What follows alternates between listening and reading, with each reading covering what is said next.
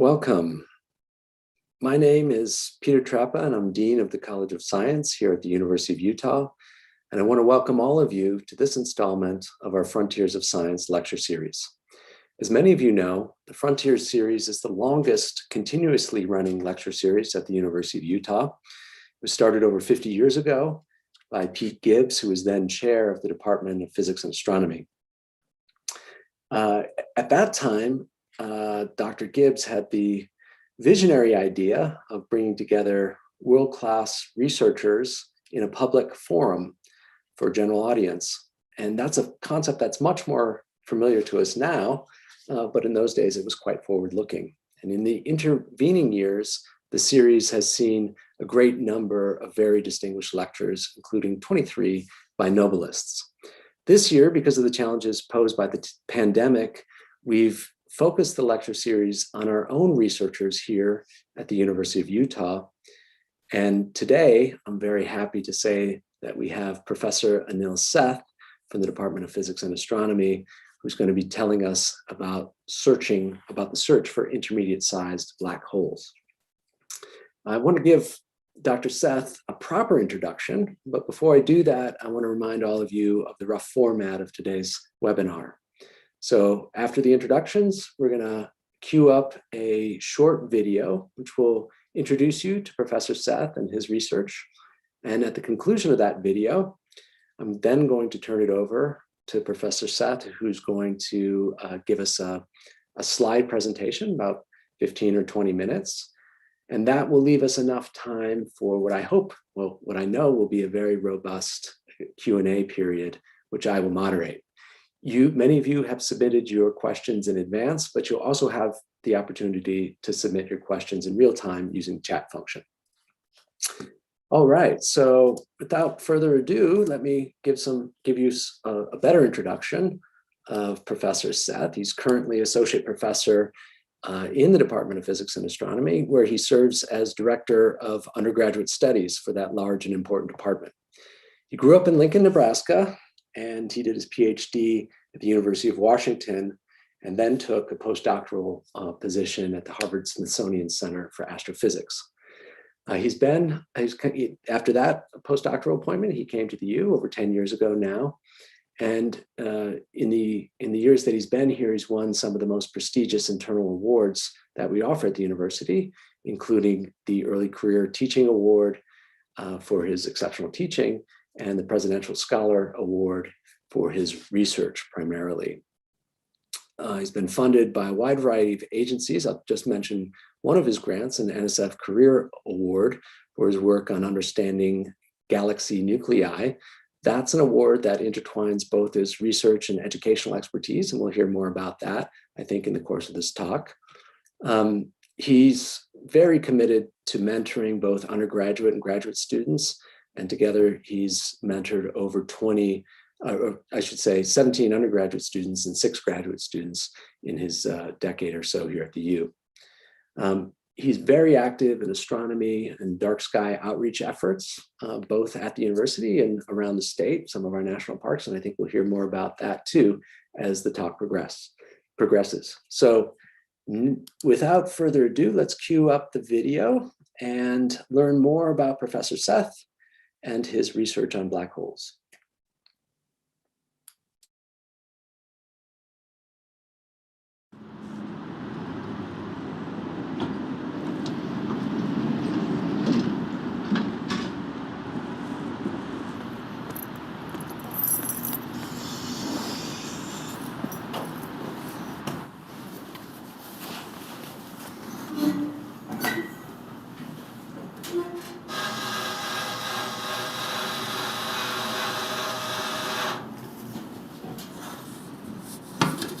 I think astronomy is important because it kind of answers the most fundamental questions that we have about the universe.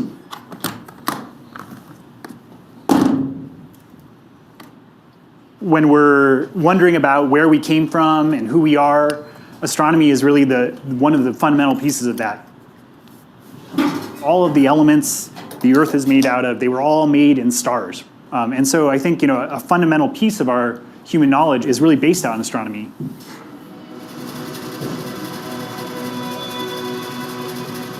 Yeah, when you have star parties, I find that kids, they don't really like looking through the telescope, but what they really like is moving the dome. If you give them the chance to hit the green button and make the dome move, they're super happy. Looking up at the sky wasn't what got me into astronomy, even though that's one of the things that I really enjoy today. I was more excited about the kind of ideas of how we could learn so much about our universe and where we came from. Recently, over the last decade or so, I've really been focusing on black holes as my main topic of research.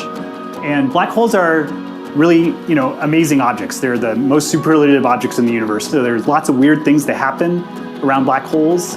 Time slows down. If you were falling into a black hole, you would get stretched out into a little piece of spaghetti. All kinds of crazy stuff happens.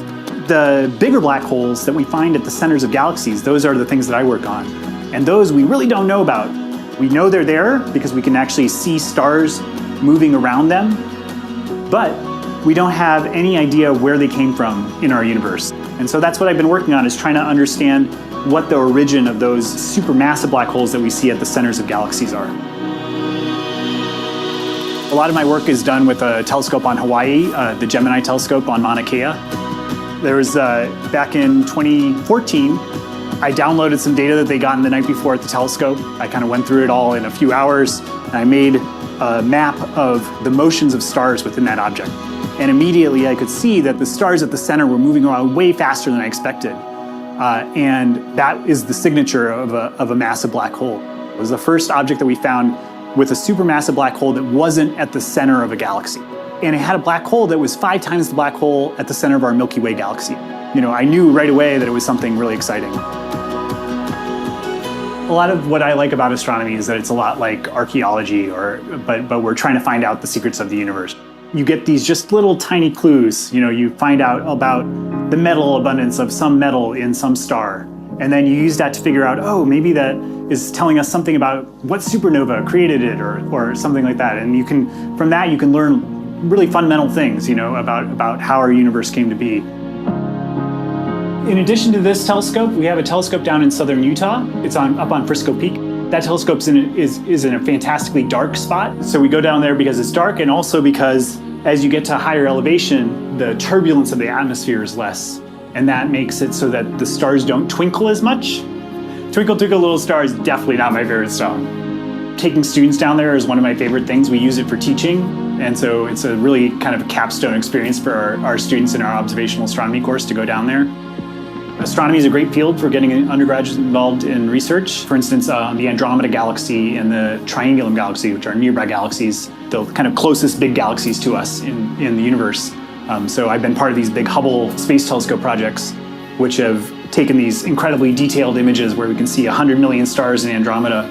And I have students working on parts of those projects. I was an undergrad student in a university in Chile. Professors had collaborations with a professor here, and they recommended me this institution to continue my studies. My first project was based on that summer research internship that I did with him, which was studying the infrared emission from supermassive black holes in low luminosity galaxies.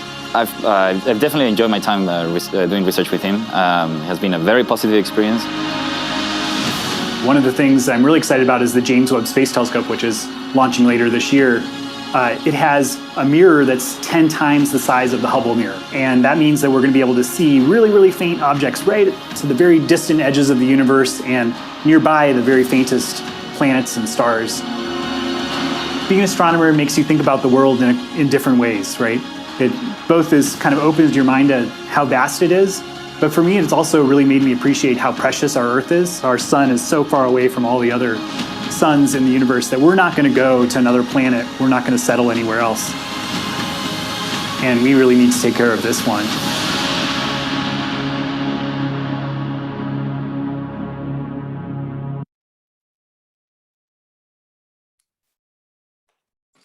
Thanks for that inspiring overview. And now Professor Seth is going to share screen and move into the slide talk phase of this lecture series. Is this all good? I will hit play here. All right. Well, thanks for the introduction, Peter, and thank you all for coming today. It's a rare day at the office for me. I'm going to be telling you over the next about 15 minutes about a question that I'm really excited about right now, kind of and going forward in the future, which is this ongoing hunt for intermediate mass black holes, trying to find out whether intermediate mass black holes exist. And I'll tell you what those are and why they're interesting, and then talk a little bit about how we might be able to find them. To start with, black holes are pretty both space and time bending and somewhat mind bending objects. But I think that in some ways they're actually pretty easy to understand the basics of. And so the place I'm going to start in explaining this is on Earth. So if we want to escape the Earth's gravity, we have to launch a rocket ship at something like 25,000 miles per hour. So that is the escape velocity of the Earth. And that is the speed that's needed to overcome the force of gravity on the Earth. And gravity happens because of how close you are to a bunch of other mass. And so if you can imagine you shrink down the Earth to a smaller size, the gravity on the surface of that smaller Earth will get stronger and stronger. And that means the velocity you need to leave that surface gets bigger and bigger. And so if you imagine you keep shrinking down the Earth until it's very, very dense and compact, like about the size of a peanut, at that point, you would get to get off the Earth, you'd actually have to be moving faster than the speed of light. And because that's impossible, no light can escape from the black hole. And so that's basically, the basics of what a black hole is. It's an object that's so dense that light can't escape. And because of the fact that we can't really see anything inside the black hole, the only thing that we can find out about black holes are the mass, how much stuff is in them, and their spin, how quickly they're spinning. And in today's talk, I'm really just going to be focusing on the mass of black holes and what we can learn about the masses of black holes. So to start with, we've discovered two types of black holes. The first are called stellar mass black holes, and we call them that because they have masses that are similar to the mass of our sun, a little bit bigger typically. And we actually know quite a bit about how we think these things are formed. And we think what happens is in a very massive star, as it reaches the end stages of its life, the central core of that star is incredibly dense and can no longer hold up the layers that are pressing down on it. And it gets compressed and potentially into a black hole. And then at the same time, a bunch of energy is released due to that compression, and the star blows up. Most of the star blows up as a supernova. And in that process, all of the heavy elements in the universe are formed. Things like iron and carbon and nitrogen and oxygen are released into the gas of the universe. And it's many of these supernovae that have gone into, that happened before Earth could be made and people were made and all of that. So because these happen in stars, and we think they happen regularly in stars, it's likely that millions of these objects exist in our galaxy. But we've only detected a handful. And I'll talk a little bit more about detection later of how we do this. The second type of black holes that we see are called supermassive black holes. And you can guess that these are much more massive black holes. They have a lot more stuff in them. And I'm showing you an example of a black hole in the galaxy M87 on this slide. This is one of the biggest nearby galaxies to us. And it's always, for a long time, we've known it has these peculiar little jets. And we now know that those peculiar little jets are coming from stuff that is falling onto the black hole. So if gas falls onto the black hole, it releases a bunch of energy, and that energy can get manifest itself as these jets that are coming from the black hole. And if we now, just last year, we were able to, astronomers were able to combine observations from all over the Earth at radio wavelengths. They were able to get an incredibly high resolution image at the very center of this galaxy. And you can see here, this is just 100th of a light year at the center of this galaxy that is something like 50 million light years away. And with this incredible resolution, we could actually see the material right around the black hole and the shadow of the black hole itself. And so this is really the most direct evidence that we have of these supermassive black holes existing in the universe. But we do think they're ubiquitous in big galaxies. So we think that basically every big galaxy has a black hole at its center. And because they're so good at converting mass into energy, it turns out they play a really important role in the formation of galaxies and the stars in galaxies. They basically play a regulating role in how many stars form in galaxies. Okay, so the thing that we don't know about supermassive black holes is we don't know how they formed. And that's we know that we can detect black holes that are devouring up material out to a long ways, so very early on in the universe. And so we know that the process that formed these supermassive black holes must have happened early on in the universe, but we don't really know what that process was. And the simplest idea that we have is that the very first stars in the universe could actually grow to be a much larger size than the stars in our present day universe. And that might leave behind much more massive black holes. So some black holes that have masses 300 times the mass of the sun, say. At the same time, another possibility is that in the very early galaxies, at the centers of those very early galaxies, the gas was incredibly dense. And that may have enabled the direct collapse of gas into something like 10,000 to 100,000 times the mass of the sun black holes. So connected with this mystery is another mystery, which is that if we look at the number of black holes that we have found in the universe versus the mass of their black holes, so that's what I'm showing in this graph here, we see that we found some stellar mass black holes that have masses typically of a couple times the mass of the sun to about 100 times the mass of the sun. This little funny symbol here, M with the little circle with the dot in it, that's a solar mass symbol, meaning the mass of our sun. And then we've also detected these supermassive black holes over here, which are millions of times or more, up to billions of times the mass of our sun. The one in M87 is actually several billion solar masses. But you'll notice on this plot that there are no objects in the middle part of this plot, right? So the question that we have is, are there any intermediate mass black holes? Have we not found these objects because they don't exist? Or have we not found these objects because we're not looking in the right places or we haven't looked hard enough? And so that's the question that I'm really excited about. And it's really very directly connected to this question of supermassive black hole formation. So going back to these scenarios for supermassive black hole formation, if the very first stars in the universe created those would have been very common, and we would expect lots of intermediate mass black holes to exist. And some of those, just a small fraction of them, would grow to be these supermassive black holes. On the other hand, if this black hole formation only happens very rarely at the centers of the densest early galaxies, then we would expect there would be many fewer intermediate mass black holes. And maybe there would be a gap in the masses between the most massive stellar mass black hole and the least massive intermediate mass black hole. And so this is the question that I wanted to kind of talk to you guys about today how do we find these intermediate mass black holes? And so that's what I'm going to spend the rest of the talk on is how we could find these. And the first way, I'm going to go talk to you about 3 different ways that we can find intermediate mass black holes. And all 3 of them are really current and exciting parts of astronomy. The first one is called gravitational wave detection. So recently we built these interferometers, which measure very precisely the distances in 2 different directions on Earth.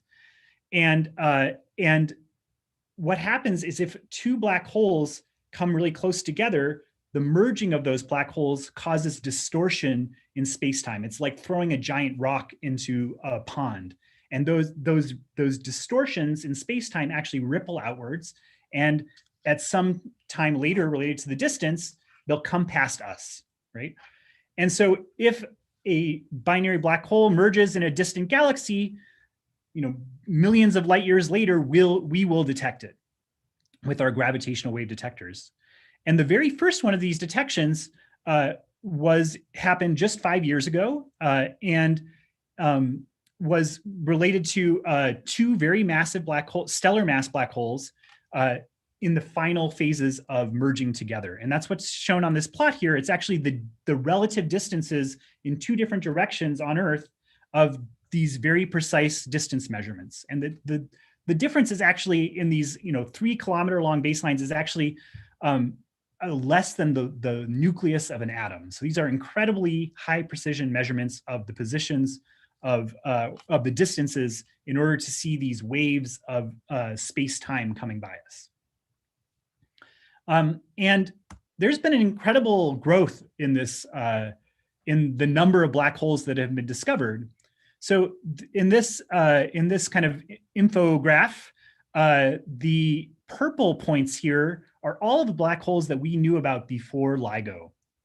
They were detected, say, through binary interactions or through some other technique.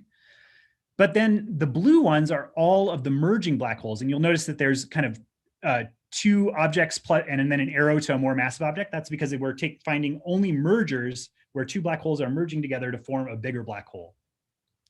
And you can see that there's one of these black holes that is well over 100 solar masses. It's something like 150 solar masses.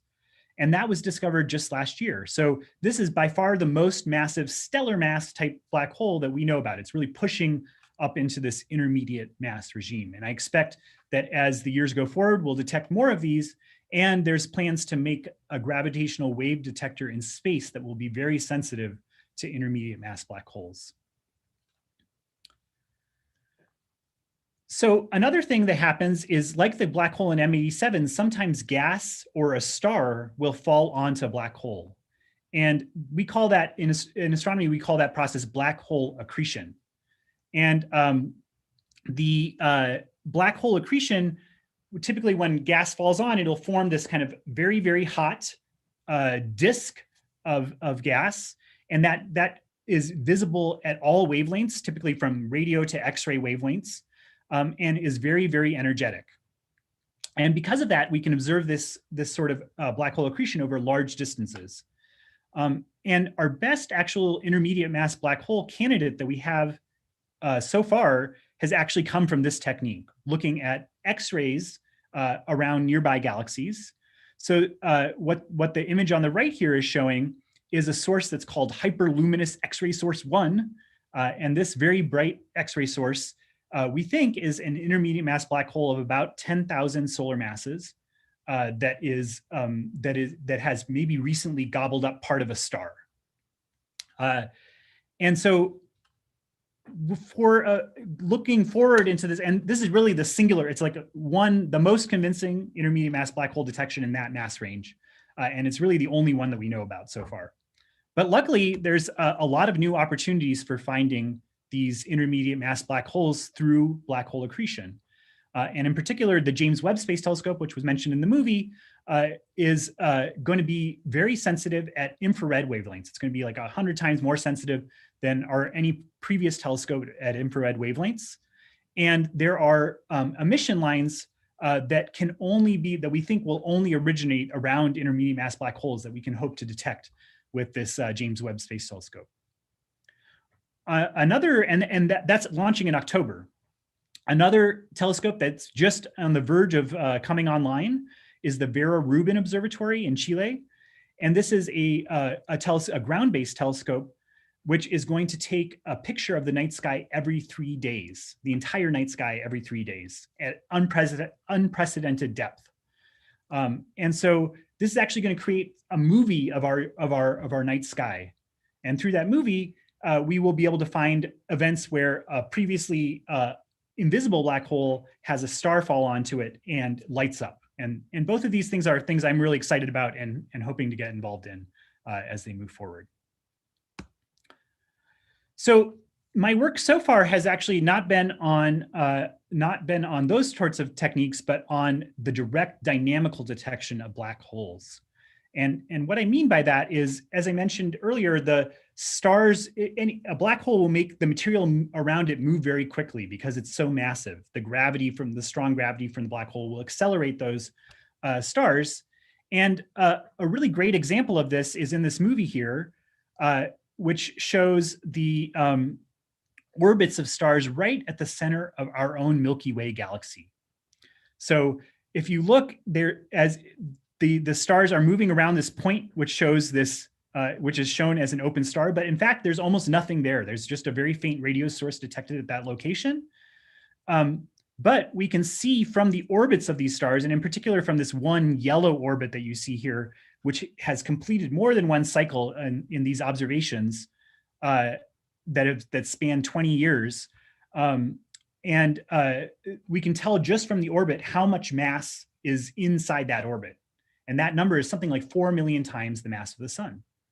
So this is the supermassive black hole at the center of our galaxy. And this is actually, if you were paying attention recently, you may have noticed that this work won the Nobel Prize in physics this year. So unfortunately, beyond the Milky Way, we don't have the ability to look at individual stars. We can just look at the collective light of lots of stars together. And so in general, the way that we detect black holes beyond the Milky Way dynamically is that we take very high resolution images. And in particular, I use images from the Hubble Space Telescope to look at what the stellar mass profile at the center of the galaxy is. And then we use that to create a dynamical model and predict how fast the stars are moving around in that galaxy.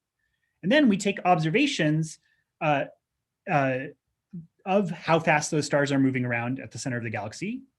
And that's what's shown on the right-hand side here. This is a map of the same galaxy, the central regions of that galaxy. And the color tells us how quickly are the stars moving around. And the faster the stars are moving around, the more mass we need in that galaxy. So we can then test based on the stellar light, can that explain the motions of the stars just by itself? Or do we need an additional black hole in order to explain the motions of the stars? And so I've been working with my group on this for the last decade or so. And we've been really trying to look at the place where we think the lowest mass black holes should be found in galaxies. And that is in lower mass galaxies. So by looking at the nearest kind of lower mass galaxies, things that are much less massive than the Milky Way, say 50 times less massive than the Milky Way, we are hunting for these intermediate mass black holes. And what we have found in several of them, black holes below 1 million solar masses. These are the first dynamical detections.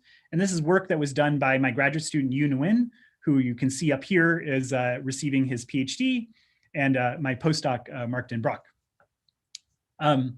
And these pictures down here are all the galaxies that we've detected black holes in. So in the process of doing this, we also had a surprise. And this is related to the fact that when the galaxies form by the mergers of many small galaxies. So a big galaxy is formed from the merger of many small galaxies. And in this movie, you can see what a merger like that might look like. So this is a simulation placed on top of an image of a galaxy, of a very massive galaxy. And there's the red and yellow points are a smaller galaxy that's falling into that galaxy. And what you can see is that the gravitational force of the bigger galaxy rips away all the stars, except for the ones right at the very center, which are really dense and are resistant to being ripped away by the bigger galaxy. And so what's going to get left behind will look like a big cluster of stars, and that's what we think we found here. So this object that we just zoomed in on is what we call an ultracompact dwarf, and it's essentially a giant globular cluster.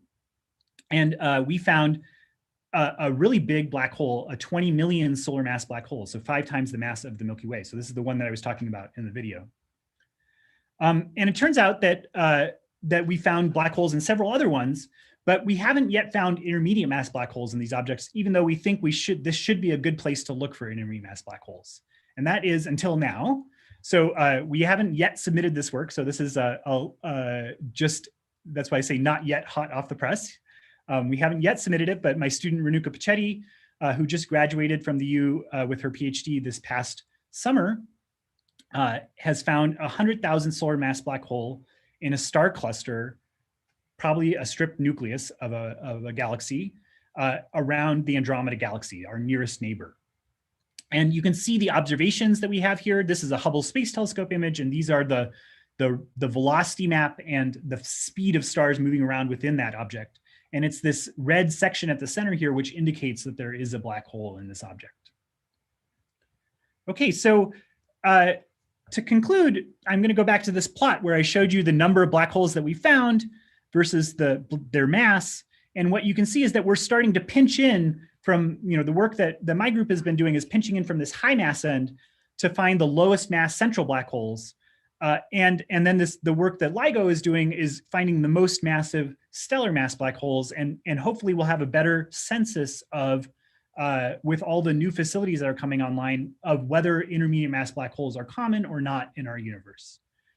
So I think that's all I have. And now we can stop for questions.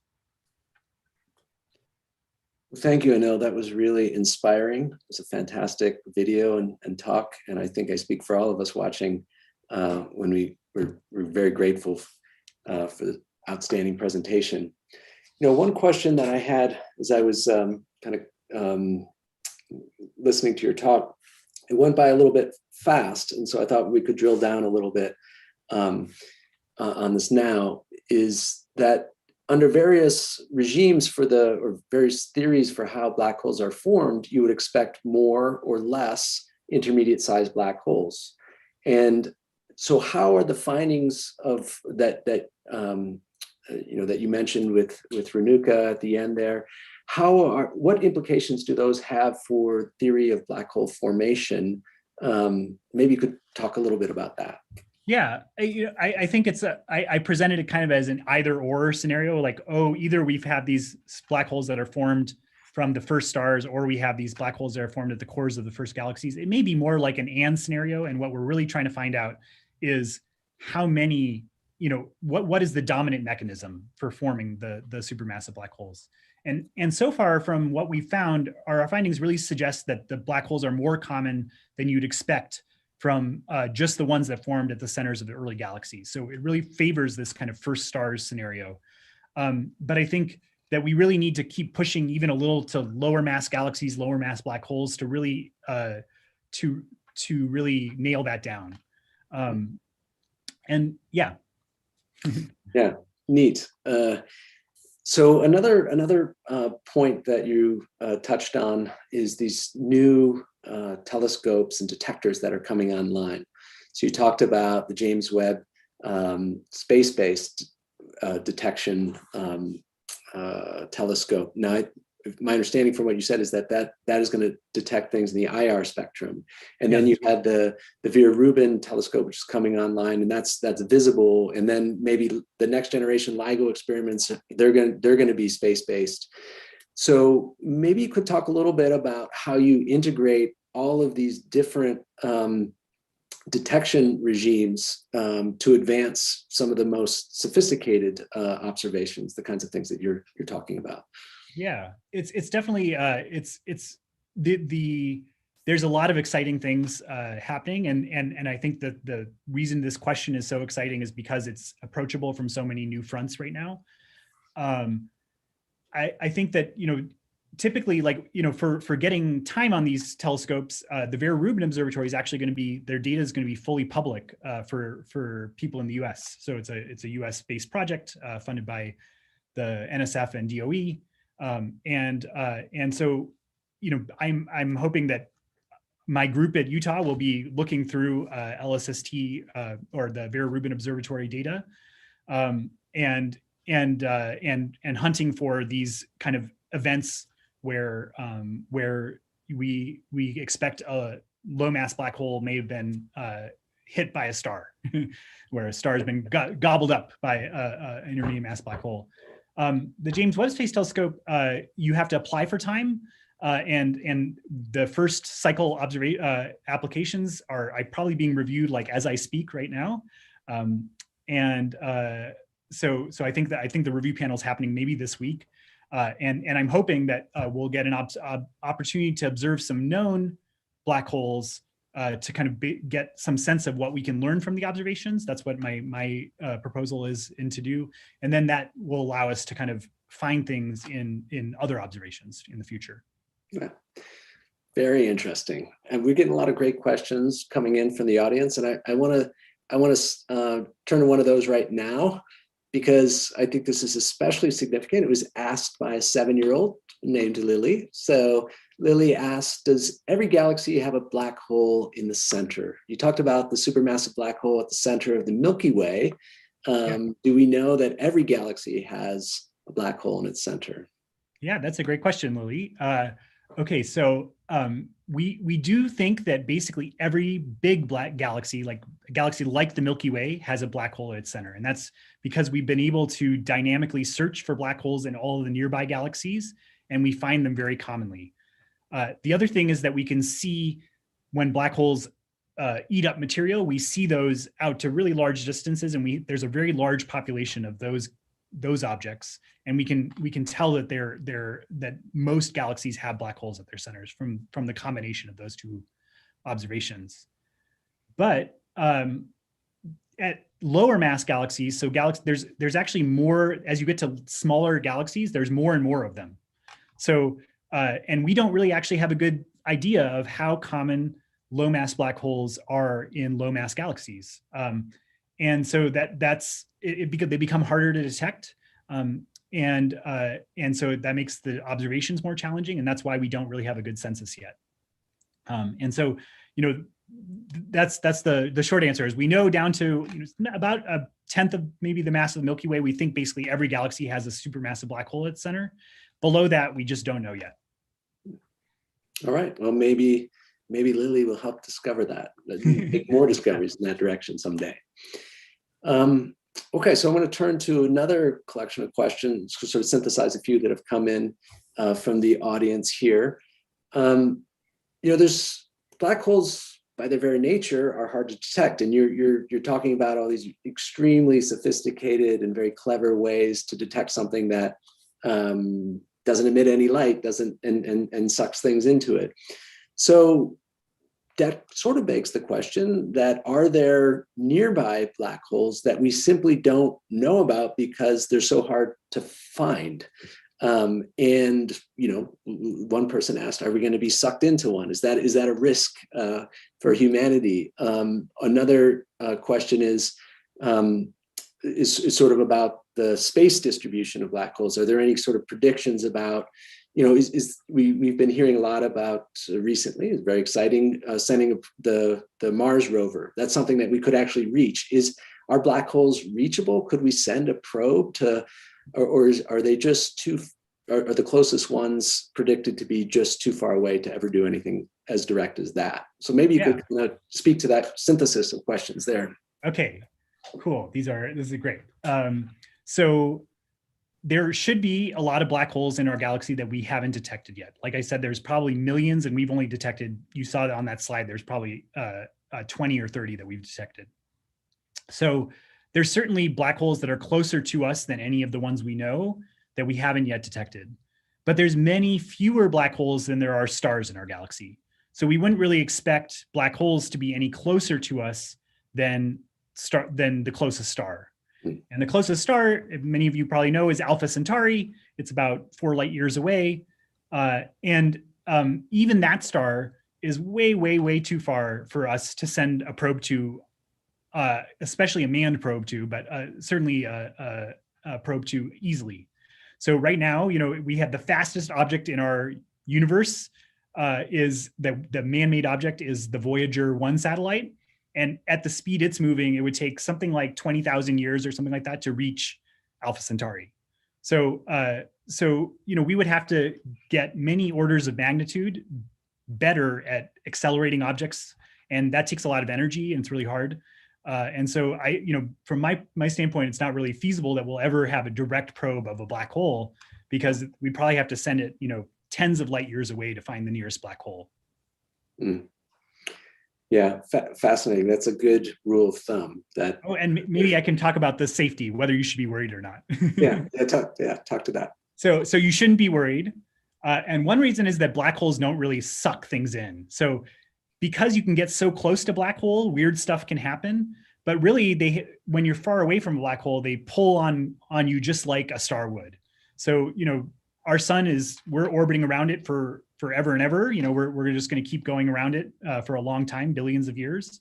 And as long as a black hole didn't come inside our orbit with the sun, which is almost there's no way that that'll happen.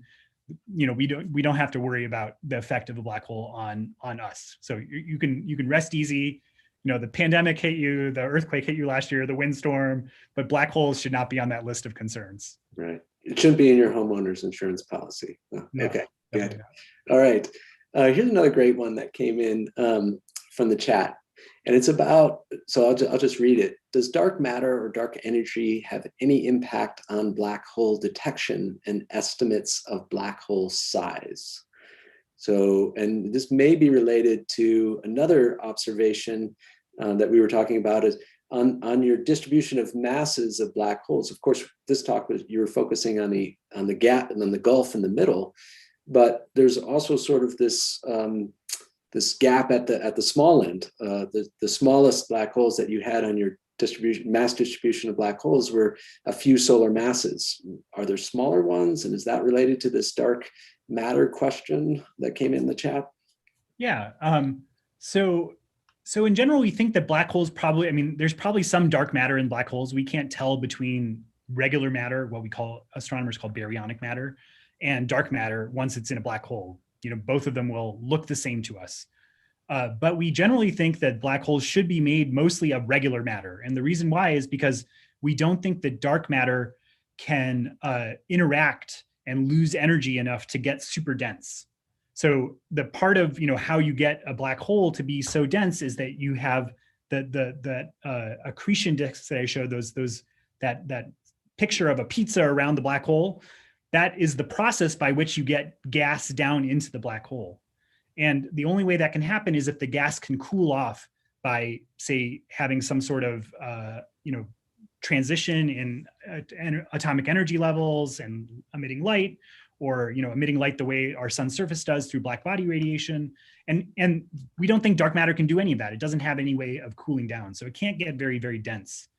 At the same time, one of the theories of there is a theory for what dark matter could be that involves the formation of black holes very, very early on in the universe, kind of in the epoch before we can see anything. And those black holes could have a range of masses and could basically form smaller black holes, things that are say a mass 1 times the mass of the sun or 1/10 of the mass of the sun, and there could be a lot of those floating around. That would actually accommodate the dark matter. And there's some limits on that, because we would expect occasionally one of those black holes to pass in front of a star. And when that would happen, the star would get a little bit brighter. And so from monitoring, they actually have monitored the center of our galaxy and a nearby galaxy and looked for objects passing in front of those stars.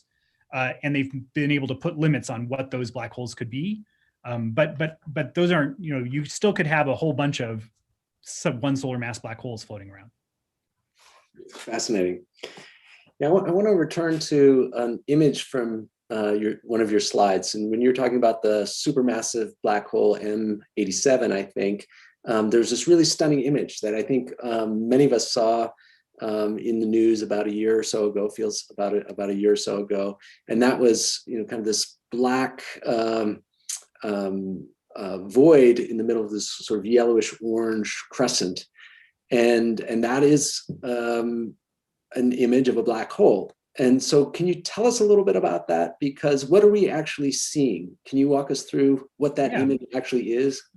Yeah, so what we're seeing is actually the light that we're seeing isn't actually coming from the black hole itself. It's coming from the stuff around it. So the right down to pretty close to the black hole, there's material orbiting around that black hole.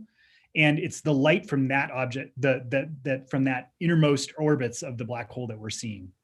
But then at the same time, because the black hole is there, it ends up kind of casting a shadow in that light. So there's essentially a point where all the light behind the black hole is getting bent by the black hole itself. And that leaves this kind of donut shape in the images that we see. And so we can actually not only, I talked about how we can look at the mass of black holes, but we can also look at the spin of black holes.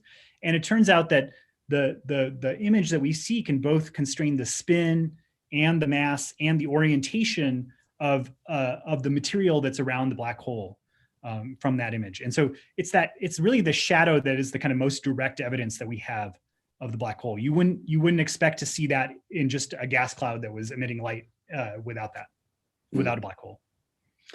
Yeah, so that raises, I'm kind of curious, throughout the talk and in this answer that you just gave, you talk about these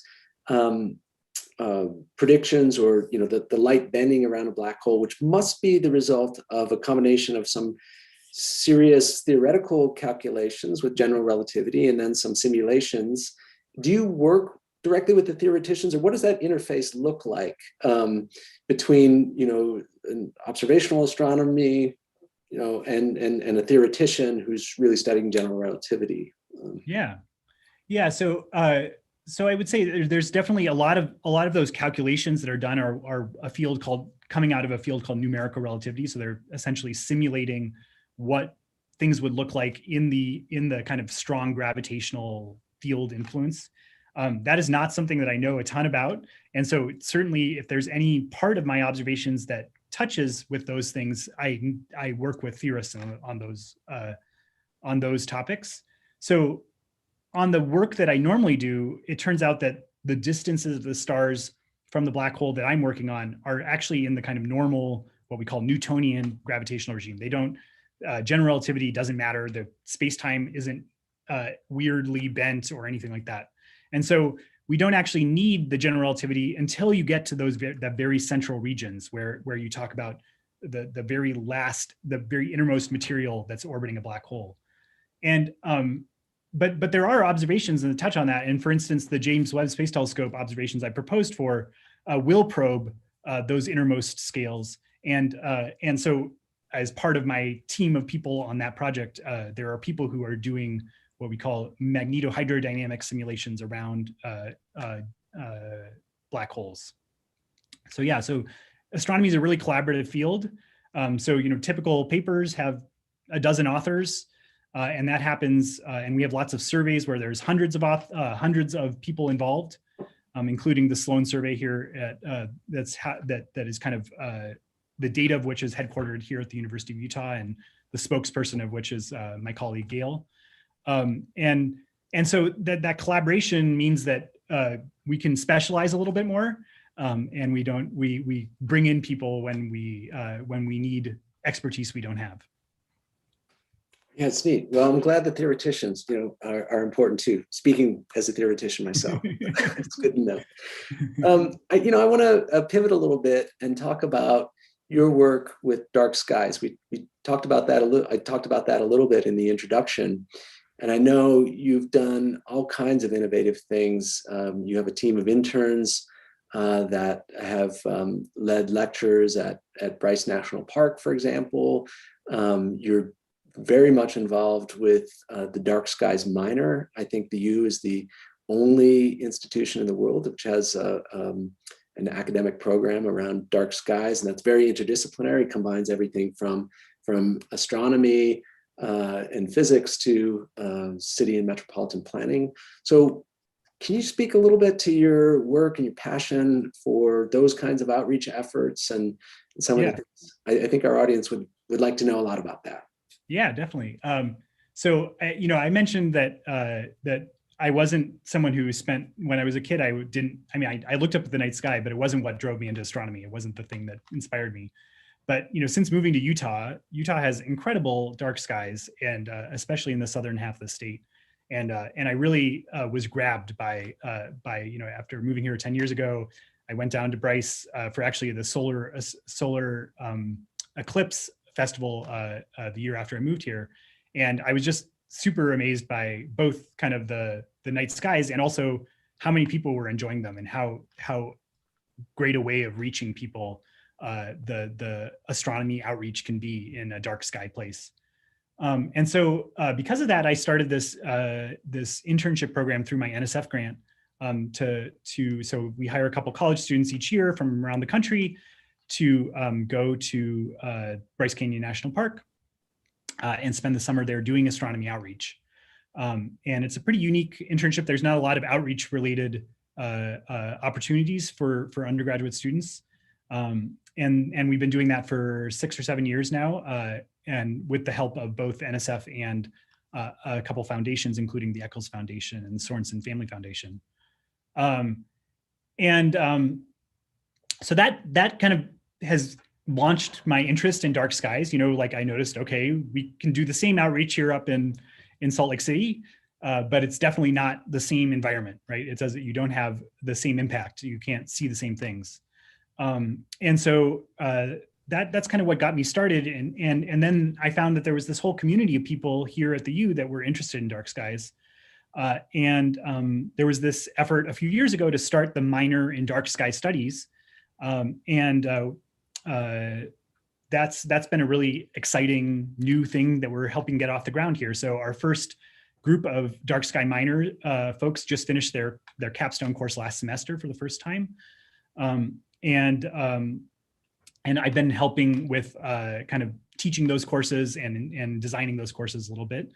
And I think it's a really awesome opportunity and kind of very unique to Utah. And some of our students who've been taking courses in that program are now, working for the state parks, getting parks designated as dark sky places and trying to enhance the kind of offerings for the public to be able to experience dark skies in our state. Yeah, that's pretty exciting. I like you, I wasn't much of a stargazer until I came to Utah. And I remember some of my first camping trips down in the southern part of the state. And, after your eyes adjust and you start really seeing all this high definition that you've never seen before, it's really, it's inspiring in many ways. And it's great that you're using these outreach efforts to inspire people in the ways that you just described. There are a couple other possibly related questions that have come in on about, you spoke to your work with undergraduate researchers. You've mentored many of them. You've talked about the capstone projects that you've been involved in the dark skies minor. Could you maybe pick out one or two projects that undergraduates were involved in, whether it's non-physics and astronomy majors who are in the dark skies minor from another major, or really people who want to make careers as astronomers? Maybe you can speak to a couple interests. I'm sorry to. It's hard to. I'm sure you have a Rolodex of these that you're. Well, the first one I'll just talk about is kind of research related, my own research related, which involves the picture right behind me, which is a part of the Andromeda galaxy. So right as I kind of arrived here, we were starting to get, we had 2 months of time on the Hubble Space Telescope to get these huge 400 and some images of the Andromeda galaxy, and we detected hundreds of millions of stars. And one of the really cool parts of that was looking for clusters of stars which are born together and live their lives together and can tell us something about the kind of formation and evolution of galaxies. And so we wanted to make a catalog of those clusters, but we had this vast, it's something like a 45,000 by 100,000 pixel image to look through. And so what we did is we created a citizen science project where a bunch of people, maybe some of the people on this call, looked through images from that Hubble imaging. And then I had several undergrads who've been involved in analyzing the data that comes in from that citizen science project. So basically we just had everyone circle where they saw a star cluster on the images. And we had like 80 people do that on every single image. And because, even if a couple of people weren't very good at doing that, it didn't matter, because in the end, the wisdom of the masses were able to kind of show us where those clusters were. And so that's one set of projects that I've had 4 undergrads working during my time here on that project. A cool project that I didn't lead, but I was part of was this a mechanical engineering set of students for their senior design project. They created last year a drone to make dark sky measurements, not just at the ground level, but as you go above a place. So looking at, basically how dark does the sky get as you get above where the lights are. And that's a pretty cool, cool project that resulted in our dark sky minor courses then being able to use those drones to make measurements. So students, basically one set of students designed those drones, and then another set of students then used them to make measurements of, for instance, in Helper, Utah, they went down there and right before the pandemic hit last year and made measurements down there of dark sky, of the skies there, and how they get darker as you go up. And so that's been really cool. That was a really cool project. Yeah. Geez, I need to get more involved in some of these things. They sound so exciting. Let me ask you this, since you touched on it just in your last response here, is how has the pandemic impacted how astronomers such as yourself do research? And, are those lasting changes that are going to live beyond the pandemic, or are we going to get back to where we were? Or, you could even fold in how you think about training students as future astronomers, PhD astronomers, or undergraduates. What are your thoughts on that? Yeah, so the biggest impacts actually were kind of related to the telescopes, right? So all of our telescopes shut down for a while, and some of them are just reopening now. And so that's meant that there's been a kind of a drought of data. So like there was a project that I had that was to look at the nearest, what we think is a stripped galaxy nucleus and get a bunch of spectroscopic observations there. And that was supposed to happen last year and it didn't, and it's going to happen this year instead. And then the other, the conferences are really different, right? We're a very collaborative field, and that means that conferences play a role not just in presenting our results, but also in forming kind of new collaborations and giving us a chance to meet people who are doing complementary work to us.